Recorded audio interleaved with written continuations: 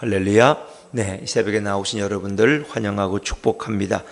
자, 우린 출애굽기 35장에서 이렇게 기쁘게 드리는 모습을 보는 거예요. 그래서 성경을 자세히 마지막 후미 부분을 보면은 우리 한국 문장은 동사가 맨 뒤에 나오니까 21절부터 보면은 여호와께 드렸으나 금예물을 드렸으며 가죽이 있는 자도 가져왔으며 모든 자는 가져왔으며 가는 배실을 가져왔으며 물릴 보석을 가져왔으며 기름과 향품을 가져왔으니 그리고 물품을 드렸으니. 계속 드리다는 거예요. 여러분은 뭘 가져오셨어요? 여러분은 우리는 예배 때 뭘 드리고 있습니까? 근데 이들의 모습은 정말 이 본문은 드리고 가져오고 그거밖에 없어요. 성막을 건축하는 일에 필요한 모든 것을 자기 집에 있는 것들을 가져왔다는 얘기죠. 그래서 해달이 있는 자는 가져왔다. 해달의 가죽이, 해달이라는 것은 이 물고래인데 이런 걸 어디서 구할 수 있었을까? 이 참말 돌고래죠. 이런 걸 어디서 구했을까? 아마 그것은 굉장히 귀하게 아마 바닷가에 살던 사람으로부터 샀다든가 아마 그들이 그것을 귀한 갑옷처럼 여기던 것들을 이 필요할 때 그들은 가져왔다. 광야에서 여러분 생각해 보세요. 어디 뭐 전화하면 배달 받는 것도 아니고 이마트 가면 살 수 있는 것도 아니고 어디서 이걸 구하겠습니까? 결국 이 백성들이 가지고 있는 것, 200만의 인구들이 가정마다 가지고 있는 것을 가지고 와서 그것으로 회막을 세워가기 시작했다. 분명히 목적한 거예요. 회막을 짓기 위하여. 우리 21절 말씀 한번 더 읽어볼까요? 21절입니다. 시작. 마음이 감동된 모든 자와 자원하는 모든 자가 와서 회막을 짓기 위하여 그 속에서 쓸 모든 것을 위하여 거룩한 옷을 위하여 예물을 가져다가 여호와께 드렸으니. 뭐 이 한 구절만 봐도 이 안에 그냥 은혜가 풍성하지 않습니까? 마음이 감동된 모든 자가 자원하는 모든 자가 회막을 짓기 위하여 그 속에 쓸 모든 것을 위하여 거룩한 옷은 제사장의 옷을 위해서 자기들의 집에 있는 천과 이런 실들을 가져왔다는 거죠. 그것을 여호와께 드렸다. 그걸 예물을 가져왔다. 정말 이들의 마음은 순수하고 정말 깨끗했어요. 성령의 감동이 있는 마음이고 자원하는 그런 마음이었습니다. 또 그들의 순종은 즉각적이었어요. 20절 한번 읽어볼까요? 20절입니다. 20절 시작. 이스라엘 자손의 온 회중이 모세 앞에서 물러갔더니 얼굴에 광채가 난 채 시내에서 내려온 모세는 백성들에게 하나님이 성막을 위해서 짓도록 하는데 여기에 필요한 것을 얘기했어요. 가져오라 그랬더니 그들이 즉시 가서 자기 집에 있는 것들을 가지고 와서 성막을 건축하는 일에 동참하게 되었다는 거예요. 그건 뭐 시간을 끄는 일이 아니에요. 이 성경적 표현을 보면 거의 즉시 그들은 즉각적으로 순종했다는 거예요. 그런가 하면은 정말 오늘 우리들의 이 마음은 얼마나 연약합니까? 특히 물질에 대해서 우리는 얼마나 연약합니까? 그래서 우리가 늘 잘 아는 얘기지만 어떤 부부가 염소 2마리를 얻어다가 키우게 됐어요. 그 키우게 되고 갑자기 염소 2마리 얻으니까 남편이 너무 기분이 좋은 거예요. 우리 같은 가난한 집에 염소 2마리가 생기니 야 여보 이건 그냥 있으면 안 돼. 우리 이거 염소 잘 키워가지고 한 마리는 우리를 위해 쓰고 한 마리는 주님께 드립시다. 하나님께 드립시다. 이렇게 약속. 그리고 열심히 그냥 풀을 먹이고 잘 돌봤어요. 그런데 그냥 어느 날 남편이 걱정스러운 거예요. 왜 그래요? 염소 한 마리가 자꾸 아파하는 것 같아. 병든 것 같아.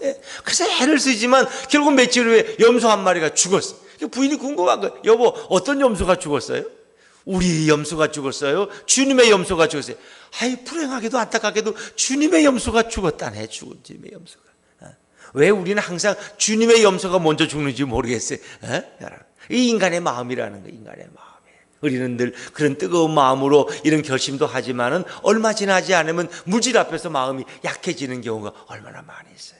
또 우리가 주님 앞에 이런 마음이 들을 때가 있지만 마음이 결단할 때가 있지만 그 마음이 쉬 사라지는 경우도 너무나 많아요. 어떤 사람이 바람이 많이 부는 날에 시골에 가면 이렇게 흙다리 있죠. 흙으로 이렇게 만든 대충 이렇게 솔가지하고 얹어 만든 그 나무 약하잖아요. 그리고 구멍도 뚫렸고 막 바람이 불면 흔들흔들하고 말이에요. 거기를 건너가게 됐는데 바람이 얼마나 세게 부는지 이거 못 건너가고 떨어져 죽을 것 같아. 그냥 물에 빠질 것 같아. 그래가지고 나는 재산도 많은데 이거 죽으면 손해지. 그래가지고 하나님 앞에 서야 그래. 하나님 제가 이 무사히만 건너게 하면은 제 재산의 절반을 드리겠습니다. 약속을 했어요. 이 생명이 중요하지 뭐 물질이 중요하냐. 그랬는데 용케도 하나님이 기도를 들으시는지 바람이 딱 멎는 거예요. 그리고 너무 편안하게 걷는 거예요. 근데 한 절반쯤 건너갔는데 마음이 변하는 거예요. 아니 하나님, 아무래도 이까지 다리 하나 건너게 해서 절반은 너무 많은 것 같습니다. 제가 그냥 5분의 1만 드리겠습니다. 그랬더니 왠지 몇 걸음 갔더니 갑자기 또 바람이 또 불어가지고 휘청거리는데 또 떨어져 죽을 것 같아. 그래서 이 사람이 즉각하는 말이 하나님, 농담입니다. 농담. 그냥 제가 절반 다 드리겠습니다. 이게 인간의 마음이라는 거죠. 뭐 이런 일이 있었다는 것이 아니라 인간은 이렇게 물질 앞에서 마음이 늘 뒤바뀔 수 있다는 것입니다. 그런데 오늘 이들의 헌신은 어떻습니까? 그들은 매우 적극적이었고 매우 즐거운 마음이었고 그리고 성령에 감동되어서 기쁨으로 드렸다는 것입니다. 22절 말씀을 또 읽어볼까요? 22절입니다. 22절 시작. 곧 마음에 원하는 남녀가 와서 팔찌와 귀고리와 가락지와 목고리와 여러 가지 금품을 가져다가 사람마다 여호와께 금예물을 드렸으며, 마음에 원하는 자들은 자기 귀한 장신구들을 드렸다는 거죠. 또 우리가 건너뛰어서 25절 말씀 한번 읽어볼까요? 25절입니다. 시작. 마음이 슬기로운 모든 여인은 손수실을 빼고 그 뺀 청색, 자색, 홍색 실과 가는 배실을 가져왔으며, 26절은 보니까 마음의 감동을 받아 슬기로운 모든 여인은 또 염소털로 실을 뽑았고, 또 27절 읽어볼까요? 27절입니다. 시작. 모든 족장은 호마노와 및 에봇과 흉패에 물릴 보석을 가져왔습니다. 이것은 뭐 남녀노소 상하 귀천이 없어요. 모든 족장은 호마노, 에봇, 보석, 이런 보석들을 가져와 드렸다. 또 28절에는 기름과 뭐 이런 관유들을, 또 29절 말씀 마지막 절에 한번 읽어볼까요? 29절입니다. 시작. 마음에 자원하는 남녀는 누구나 여호와께서 모세의 손을 빌어 명령하신 모든 것을 만들기 위하여 물품을 드렸으니 이것이 이스라엘 자손이 여호와께 자원하여 드린 예물이니라. 아멘. 모세의 손을 빌어, 모세를 통해, 그런 거죠.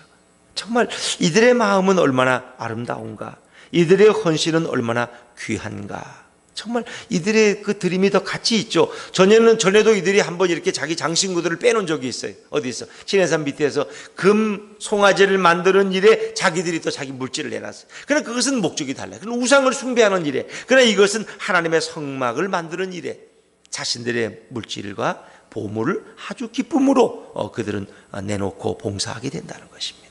이것을 보면은 정말 우리들이 이렇게 믿음이 없이 흔들리는 기억이 얼마나 많이 있는가 이렇게 돌아보게 되죠. 아나니아와 삽비라 같은 이들은 약속했지만 돌아서니까 이게 마음이 변해가지고 이것이 전부라고 갖다 드렸지만은 이미 성령의 마음을 속일 수가 없는 거예요. 베드로는 이것이 전부냐? 이 전부입니다. 너가 왜 거짓말 하느냐? 팔기 전에도 너의 것이고 팔은 후에도 너의 것인데 내가 솔직히 제 마음이 이렇게 약해서 변했습니다. 제가 절반만 드리겠습니다 하면 되는데 왜 이 절반을 가지고 와서 전체라고 말하느냐. 그래서 거짓말 냈기 때문에 아나니아와 삽비라는 결국 죽임을 당하게 되었죠. 여러분, 자, 우리가 하나님 앞에서 이제 아름답게 드리는 것도 귀하지만 우리의 진실한 마음을 드리는 것은 더 귀하다 하는 것입니다. 그들은 즉시 드렸고 자원하는 마음으로 드렸고 최고의 예물을 드렸다. 또 그것은 필요한 것을 드렸고 즐겁게 드렸다는 것입니다. 자, 여러분, 우리가 이 구약에서 이렇게 성막을 만드는 일에 아름답게 헌신한 사람들을 생각해 보면 주님을 위해서 자신의 나드 옥합을 깨뜨려 드렸던 한 여인이 생각나지 않습니까? 이 여인은 결혼을 위해 준비한 아주 고가의 나드 향유 옥합을 어떻게 깨뜨릴 수 있었을까? 주님의 은혜가 아무리 크다고 하지만 그는 그 고가의 나드 향유를 깨뜨려서 주님의 머리에 주님의 발을 씻겨드렸죠. 그 주님의 마음을 기쁘게 해드렸어요. 그들이 옆에서 그걸 보고 시기할 정도로, 아니 저 여자가 미쳤지, 저 귀한 저 몇 천만 원짜리를 왜 저렇게 한꺼번에 부어 낭비하는 거야. 가난한 사람에게 주면 아주 귀하게 세입하는데. 그 얘기는 그들이 실제 돈이 있으면 구제를 많이 했다는 얘기가 아니에요. 사람들은 그렇게 핑계를 대는 거예요. 구제도 하지도 않으면서도 저런 걸 왜 예수님에게 다 부어드려? 저 구제하면 얼마나 좋은데, 저 가난한 사람이면 몇백 명은 먹여 살리겠어? 이렇게 변명하고 핑계하는 거예요. 그러나 그들의 마음은 물질에 더 많은 욕심이 있었다. 이 여인의 아름다운 자신을 깨트리는 것 같은 그런 헌신을 우리가 생각해 볼 수 있습니다. 여러분, 주님이 우리를 위해서 자신을 드리실 때 내가 그냥 하늘에서 영광된 보좌를 버리고 이 지상에 내려온 것만 해도 굉장한 헌신인데 뭘 더 헌신할 게 있어? 이렇게 생각할 수도 있지 않습니까? 내가 또 귀족의 아들이 아니라 목수의 아들로 이렇게 이 땅에서 내가 생활하면서 참 멸시와 천대를 받으며 이렇게 사는 것도 내가 이들을 위한 헌신이 아닌가. 또 이 정도 천국의 비밀을 이야기했고 이 많은 병자들을 치료했고 이 많은 기적을 일으켜서 하나님 나라를 보게 했으면 이걸로 족한 거지. 왜 내가 그 모진 고난을 당하고 매를 맞고 십자가에 비참하게 죽어야 되는가? 왜 내 생명까지 내어줘야 되고 왜 내 피를 흘려야 되는가? 저 더럽고 추악한 저들을 위해서, 나를 향해 돌을 던지는 저들을 위해서, 나를 십자가에 못 박으라고 소리치는 저들을 위해서 왜 내가 내 생명을 내놓고 내 피를 흘려야 되나? 여러분, 혹시 예수님이 인간적으로 이런 생각하지 않겠습니까? 저들이 무슨 가치가 있다고, 저런 자식들을 위해서 내가 왜 이 고생을 해야 되나? 효도하는 자식도 아니고 열심히 해보려고 애쓰는 자식도 아니고 돈만 주면 도박으로 탕진하는 저런 자식을 위해서 내가 왜 이 고생을 해야 되나? 그런 생각이 인간적으로 들듯이 예수님도 우리같이 교활하고 완악하고 배신하는 인생들을 위해서 자신을 통째로 드린다 그럴 때 왜 그런 마음이 들지 않겠습니까? 그러나 예수님은 그 어떤 것도 아끼지 않으시고 전적으로 우리를 위해서 자신을 내어주셨다는 것입니다. 그 아름다운 우리를 위한 놀라운 희생의 사랑을 생각하며 우리도 우리의 마음을 드리고 우리의 시간을 드리는 것은 결코 아까운 일은 아니다 하는 것입니다. 오늘 이 아름다운 쇠막을 짓기 위해 자신들을 헌신한 이들의 모습을 바라보면서 오늘도 참으로 주님을 위해서 하나님의 교회를 세워가는 일에 나 자신을 어떻게 드릴 것인가, 그리고 내 남은 인생을 주님을 위해서 어떻게 헌신할 수 있는가. 우리에게는 기도의 헌신도 있고 마음의 헌신도 있고 전도의 헌신도 있고 물질의 헌신도 있고 다양한 우리의 주님을 향한 섬김이 있을 것입니다. 그것이 어떤 것이든지 우리가 정말 주님께 영광 돌리는 마음으로 내 삶을 가치 있게 쓰임받게 하는 이런 아름다운 성도들의 삶. 그래서 우리가 주님 앞에 설 때 정말 후회 없는 삶, 저는 목회자로서 또 우리 집사님들, 권사님들, 또 우리 안수 집사님들은 또 그런 직분자로서 주님 앞에서 후회 없는 인생을 이 땅에 살아갈 수 있다면 얼마나 고귀하고 가치 있는 인생인가. 이렇게 우리 인생을 살아가면 자기가 능력이 있어서 많은 사람 앞에 5시간씩 몇 시간씩 이렇게 기자회견을 열고 온 방송이 한 사람을 방송하고 그 사람의 의욕을 풀어주기 위해서 또 한쪽은 반대하고 한쪽은 또 찬성하고 이런 와중에 살아가는 것도 자신은 가치 있는 인생이라고 생각할지 모르지만 세상에 내 이름이 TV에 한번 나온 적 없고 내 이름이 텔레비 라디오에 한번 나온 적 없고 신문에 글자 한 자 나온 적 없어도 주님이 나를 알고 계신다면, 그리고 내가 우리 예수님을 안다면 그 삶은 어느 장관 후보보다 더 아름답고 가치 있는 삶이 될 것입니다.